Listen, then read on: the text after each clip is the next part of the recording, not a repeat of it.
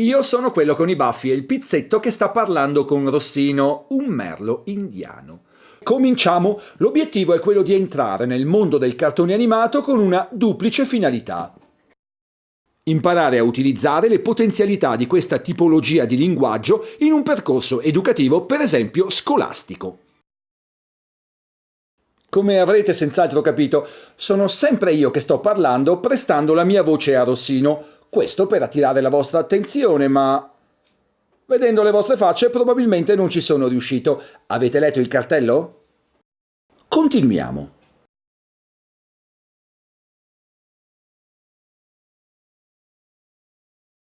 Vi vedo già più attenti. Rispondiamo a una domanda. Quali sono i motivi che possono giustificare la scelta di realizzare un cartone animato in classe? Primo, proporre un lavoro che fa riferimento a un linguaggio nei confronti del quale i bambini, ragazzi, hanno un interesse molto alto, quindi se il progetto viene condotto correttamente potrà avvalersi di un effetto entusiasmo molto elevato. È da tenere conto che l'effetto entusiasmo si può spegnere con molta facilità.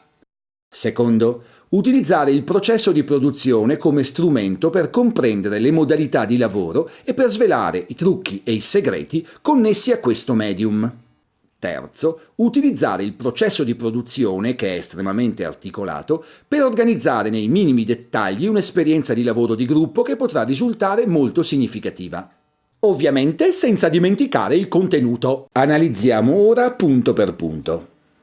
Si è cominciato dicendo che il cartone animato raccoglie un interesse molto alto. È chiaro che l'interesse dei ragazzi nei confronti dei cartoni animati è fortemente indirizzato da quello che vedono quotidianamente in televisione e quest'ultima, purtroppo, propone una varietà molto limitata rispetto alle numerose possibilità offerte dall'animazione. Bisogna far conoscere tutto ciò che può essere in qualche modo correlato al mondo dell'animazione. Mi riferisco per esempio a modalità di utilizzo di tecniche di animazione come il decoupage, la pixelation, solo per citare le più affascinanti. Un discorso a parte va fatto su come superare il concetto che il bambino si è fatto dell'animazione. Per lui l'animazione è il trionfo degli effetti speciali e degli artifici. È difficile per un bambino accedere al simbolismo della semplice rappresentazione del movimento, per esempio delle lettere dell'alfabeto. Non trova che ci assomigliamo? Siamo forse fratelli? Come possiamo proporre una significativa esperienza nell'ambito dell'animazione che non si scontri con quella che è la sua esperienza televisiva in proposito? Cercare di entrare anche involontariamente in competizione con le produzioni televisive vorrà dire creare nei ragazzi o delle aspettative che non riusciranno ad esaudire o far vivere loro un'esperienza di fallimento, sia per aver affrontato un lavoro troppo complesso e lungo che non vedrà mai la luce, sia perché la qualità di ciò che si produrrà, per quanto alta potrà essere, non si avvicinerà mai a quella dei professionisti. Non dimentichiamo la notevole capacità critica dei ragazzi rispetto ai loro lavori.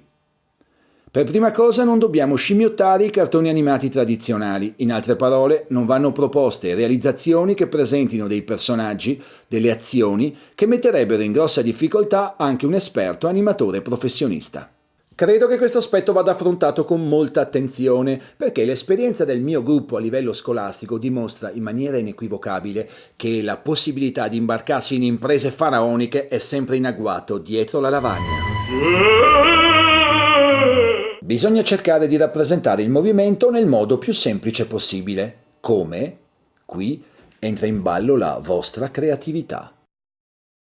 Abbiamo fatto una prova chiedendo ai bambini e agli insegnanti di disegnare un animale utilizzando le lettere dell'alfabeto o i numeri. I primi risultati non sono stati molto diversi da quelli che vedrete adesso. Infatti, dopo un paio di incontri siamo stati costretti ad eliminare le I e le O, che diciamoci la verità non contribuivano ad ottenere quel che si può definire un buon risultato creativo. E così abbiamo cominciato a fare qualche passo in avanti.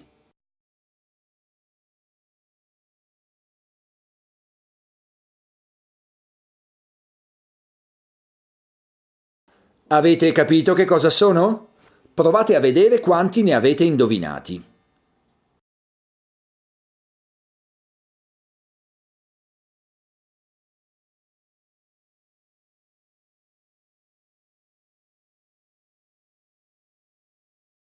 Se ne avete indovinati 4 o 5, avete una buona dose di spirito creativo. Se ne avete indovinati 3, vi viene consigliato un po' di allenamento. Se ne avete indovinati 2 o 1, avete molto su cui lavorare. Non è previsto il caso che non ne abbiate indovinato nessuno. Quindi facciamo un'altra prova con i numeri.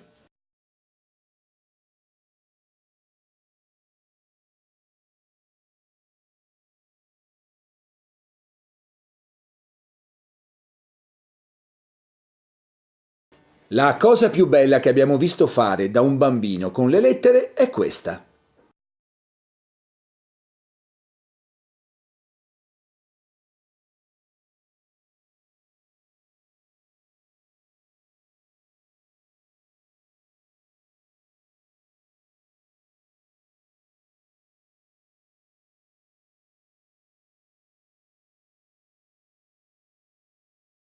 Una precisazione. Il comportamento creativo non deve essere assunto come punto di partenza della personalità di un ragazzo, ma come un traguardo da perseguire attraverso un percorso di apprendimento chiaro e definito.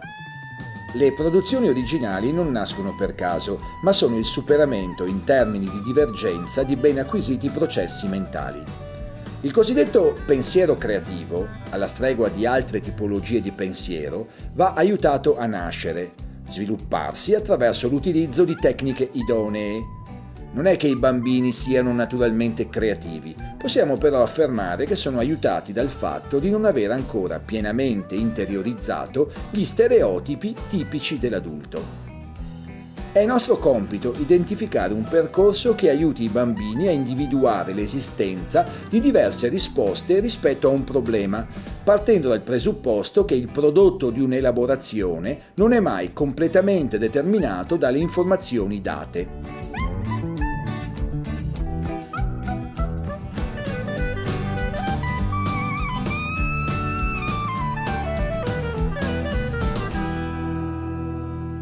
Il film è stato molto divertente e molto bello perché insegna alle persone a non sprecare le cose. Anche se abiti vicino alla scuola bisogna andare a piedi, non in macchina. Ci insegna in modo divertente come rispettare la natura e come vivere bene. Tutti quanti siamo come cilindro perché sprechiamo tutti quanti ogni giorno, anche per andare in macchina in un posto anche se abitiamo dietro l'angolo. Ci ha insegnato a non sprecare l'acqua e a rispettare l'ambiente. Questo filmato mi è piaciuto molto perché ho imparato a rispettare la natura. Per esempio non buttare cartacce per terra. Questo cartone mi è piaciuto molto perché insegna anche per piccoli a non sprecare le cose e a non inquinare e soprattutto per non spendere soldi per le bollette, luce e gas. Quindi le finalità formative di un percorso sull'educazione e alla creatività possono essere riconosciute come originalità, intuizione, divertimento, fluidità del pensiero, varietà delle soluzioni proposte, capacità di costruire su elementi dati senza lasciarsi legare da restrizioni dovute all'abitudine.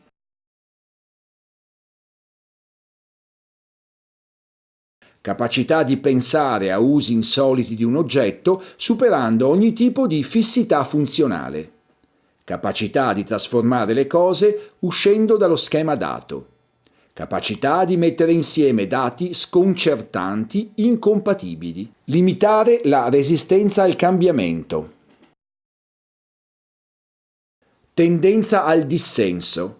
Accoglienza del nuovo. Capacità di ascoltare, valutare alternative, riconoscere l'errore, rifiuto del conformismo, sviluppo del pensiero ipotetico.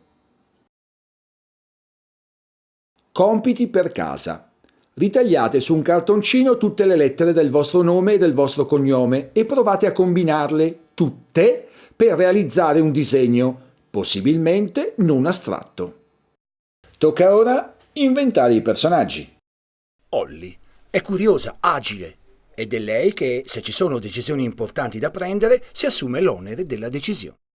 È considerata da tutti il capo del gruppo e tutti ne rispettano il ruolo. Si confronta in modo particolare con Portatile, che legge molto e quindi la consiglia nelle decisioni più delicate. Portatile ama dipingere e leggere ogni tipo di libro, sa molte cose e questo lo aiuta a fornire informazioni nei momenti importanti. Lo vediamo spesso davanti al suo cavalletto da pittore.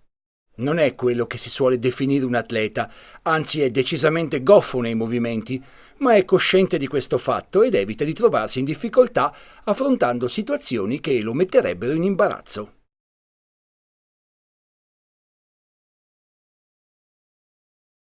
Cilindro è il personaggio più divertente del gruppo.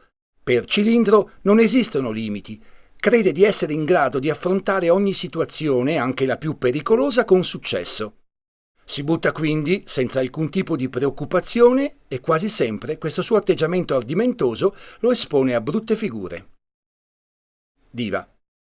L'unica cosa che interessa a Diva è essere in ordine nel suo modo di vestire, avere il nastro per capelli perfettamente stirato, in una parola essere ammirata.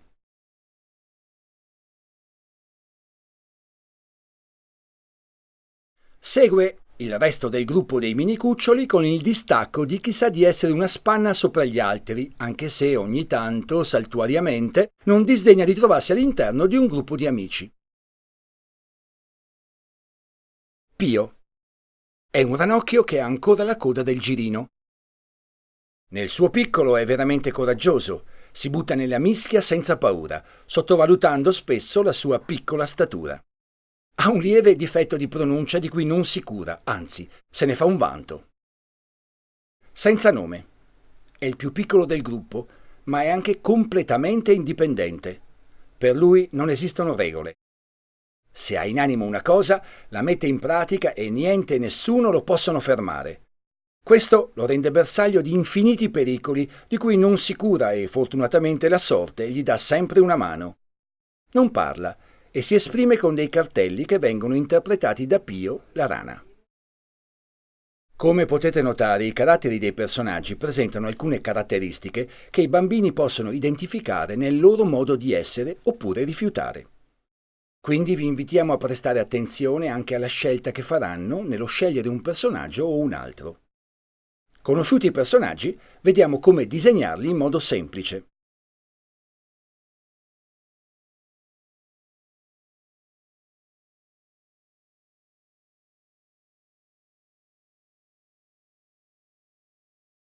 Ora passiamo a inventare un soggetto per il nostro cartone animato. Per spiegare meglio il lavoro da fare, prendo in esame un cartone animato realizzato nel corso dell'ultima edizione di Raccontiamo la salute. Il soggetto può essere riassunto come segue. I minicuccioli vanno in visita a un museo. Arriva l'ora della merenda, ma Olly non vuole mangiare la frutta. Allora Pio, per invogliarla, realizza un quadro utilizzando proprio la frutta. Questo invoglia Olly a provare ad assaggiarla. I ragazzi poi hanno realizzato lo storyboard. Lo storyboard è la rappresentazione sotto forma di disegni della sceneggiatura e a questa deve essere il più fedele possibile. Lo storyboard è composto di celle. Storyboard dei ragazzi.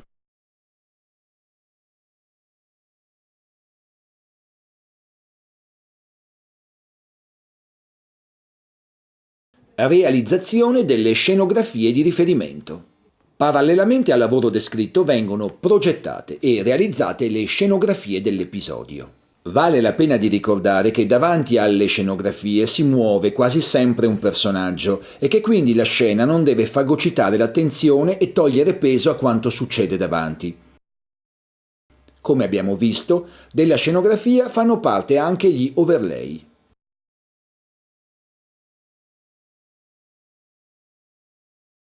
Dopo un paio di interventi in classe con i ragazzi, ecco il risultato.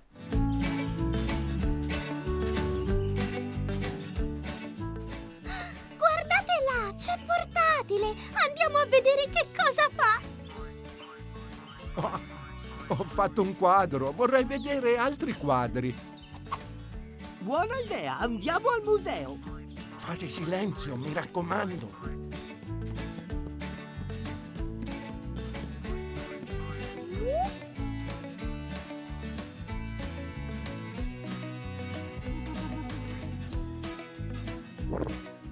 Davanti a questi quadri mi è venuta fame. Hai ragione senza nome. per mangiare andiamo in giardino, alla merenda ci penso io. Io non mangio la frutta, non la voglio neanche assaggiare.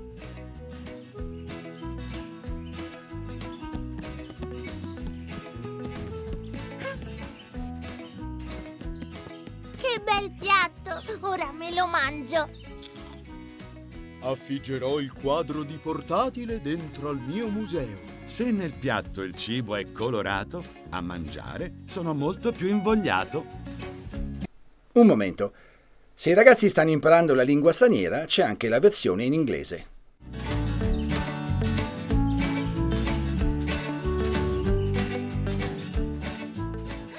Look over there! There's Moby! Let's go see what he's doing!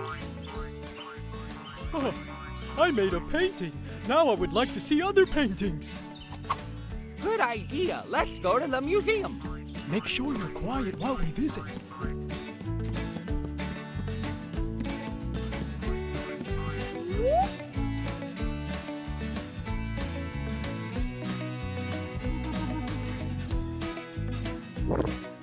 Just looking at these paintings make me hungry.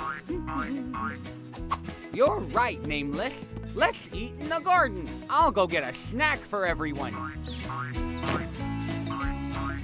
I don't eat fruit. I don't even want to try it.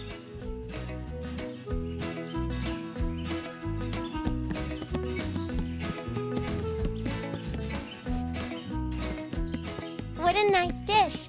Now I will eat it. I'll put Moby's painting up in the museum. If the food on your plate is full of colors, it makes the food taste even better.